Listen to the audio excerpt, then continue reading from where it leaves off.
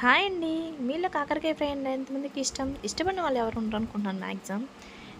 ఇప్పుడు మనం దీనికోసం ముందుగా నూనె వేసుకొని దానిలో తాలింపు దినుసులు, కరివేపాకు వేసుకొని ముందుగా రౌండ్‌గా కట్ చేసి పెట్టుకున్న కాకరకాయ ముక్కలను కూడా వేసుకొని అటు ఇటు తిప్పుకొని ఈలోపు మనం కాకరకాయ కారాన్ని ప్రిపేర్ చేసుకుందామండి.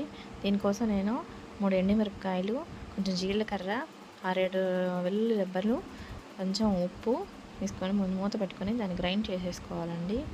ఇప్పుడు నా దగ్గర కొబ్బరి పొడి ఉంది, అది కూడా దానిలో వేసేసుకొని దాన్ని కూడా గ్రైండ్ చేసుకున్నానండి. ఇదిగోండి ఇలా చేసుకున్న తర్వాత ఇప్పుడు మన ముక్కల్ని ఇలా వేయించుకోవాలి, బాగా ఫ్రై చేసుకోవాలండి. ఇలా బాగా ఫ్రై చేసుకున్న తర్వాత ఇప్పుడు ముందుగా ప్రిపేర్ చేసుకున్న కారాన్ని ఆ ఫ్రైలో దానిలో వేసేసేసి అటు ఇటు తిప్పేసుకోవాలండి. కారం మాడకూడదు, మాడితే బాగుండదండి. చూసారా, టేస్టీ కాకరకాయ fry ready. Please like, share.